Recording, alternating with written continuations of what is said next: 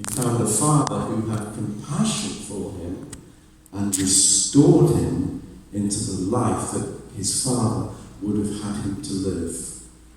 Yeah. He didn't find judgment. He found compassion and he found care. God is a God of restoration. And the Hebrew word for salvation is the word Yasha. Everybody say Yasha.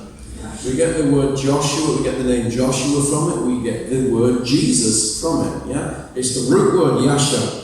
And it means to deliver, it means to bring out of, it means to save from. So it means that you're in a difficult set of circumstances which are all pressing around you and squashing you in, and then you are saved. Yasha works in your life, and you come out of that into a place where there is freedom and where there is blessing once again. That's the root meaning of what it means to be saved. Yeah? The Hebrew word Yasha. So this young man found his salvation when he repented from his own foolishness, but he ended up living a broken life because of that foolishness. You can live a broken life through no choice of your own. Point number 2. You can live a broken life because of your own stupidity and the foolish choices you've made, but you can also live a broken life through no fault of your own. One of the best examples of that is the woman with the issue of blood. There she was, a well-to-do lady. She had a good home. She had, at least it looks like she had a pretty well-off husband. She would have had her own family and so on. But she had a physical condition, a hemorrhage somewhere in her body that carried on for 12 long years and wouldn't stop. And no matter what she did about it, and she would have gone to every single doctor. If she lived today, she'd have gone to all the doctors, she'd have gone to different hospitals, she'd have seen different consultants, she did everything she possibly could to get well. But she could find no cure. No matter what people did, no matter what advice they gave her, no matter what kind of medicines or quackery they may have given her, nothing seemed to work. And when you are desperate in your own physical health, there is nothing that you won't do. There is no stone that you won't unturn to find. But, the Bible says, when she heard about Jesus, she heard about what Jesus was doing, and she gave it one last try. She came to Jesus, she got up from where she was, and she believed the promise of the kingdom of God that Jesus could do something about it. Amen. And Jesus can do something about the condition that you are in. Can I hear an amen? Yeah? There is no end to the goodness of God. And even if the doctors and the surgeons can't do it, Jesus can. Amen. There is tension in there. God often uses both of those ways. Amen. But God can do it. And in this case here in John chapter 4, you've got another case of brokenness. Jesus said to her in verse 16, "Go call your husband and come back." "I have no husband," she replied. Jesus said to her, "You're right when you say you have no husband. The fact is, you've had 5 husbands, and the man you now have is not your husband. What you have just said is quite true." The traditional understanding of that word is to condemn the woman for immorality or some kind of a serial adultery, whatever you call it. And I completely disagree with that. I think that's completely the wrong way to look at that passage of Scripture. If the woman had been an adulterer, she'd have been stoned. She wouldn't have lived to tell the tale. Yes?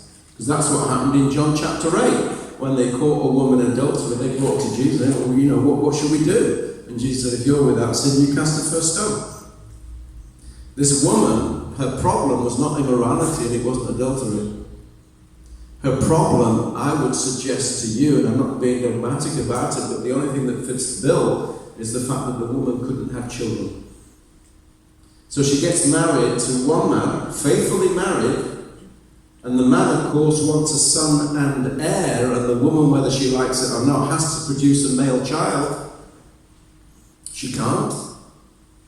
So in the end, the man, through his own desperation to have a male child, decides he needs to get rid of this wife and marry another one who can give him a male child. It was common in those days. Life was tough. So she found herself divorced, separated legally, and then she got married to somebody else. Some other man somewhere else decided he was going to marry her. She wanted to be married. Her life was already wrecked enough, messed around enough, so she ends up marrying another man in the hope that he'll be faithful, in the hope that he will support her, in the hope that he will stick with her, but she ends up with the same problem. She can't have children. So she goes through the same scenario several times, getting married to men in the hope that she will be able to produce a male heir for them, and she can't, so they get rid of her, they get rid of her, they get rid of her, time after time after time. And she finds herself being faithfully married, but then divorced and separated no less than 5 times, all for the same reason. A barren woman. And by this time, she's so sick and tired of getting married and getting divorced and being thrown around by men and the way that they are treating her. Life is going on, years are going by. She needs support. She's got to get through life. So she simply comes to a pragmatic decision that instead of getting married to the next man, she's just going to live with him, in the hope that she can be a support to him and he can be a support to her, and somehow they can get through life together. He was probably an older man, needed somebody to cook for him and clean for him, etc., etc. So she ends up being used time after time, used, if you'll forgive the phrase, like a rag doll. She's thrown around. She's treated badly by men who should have proved themselves faithful and stuck around her, regardless of whether they could have children or not, and she's thrown around. And she ends up on the scrap heap of life because of the way she's treated by other people. You can be broken because of your own foolishness. You can be broken through no fault of your own at all. And you can also become broken because of the way other people treat you. Anybody been there? Yeah? Brokenness. And often brokenness is usually a result of the first and the third of those. It's our own foolish choices, but also we're messed up by other people around us as well, in whatever way it may be. Yeah? So how are you feeling today? What's going on in your life? See, on the outside, everything may look good. But I've been around in this job long enough to know that actually, no, you don't look at the surface. You have to get to know the person, what's actually really going on in their life. Everybody's got a tale to tell, and it's always a different tale to tell.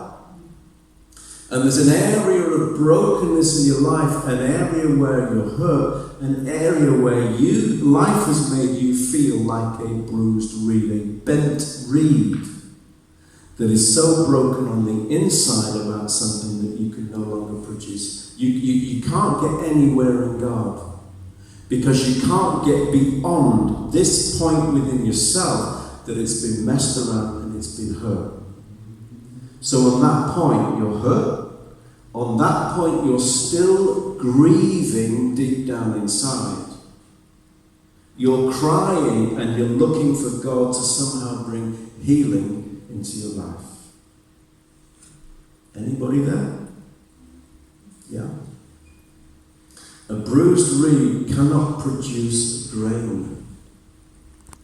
But if you take the parable of the sower, then God's purpose is to produce fruit in all of our lives.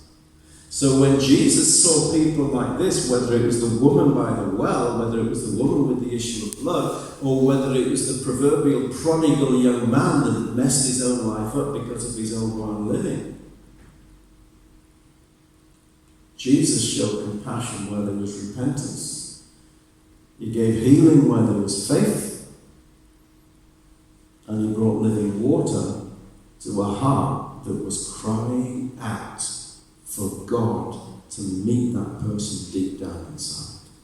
Can you hear an amen? Let's all stand.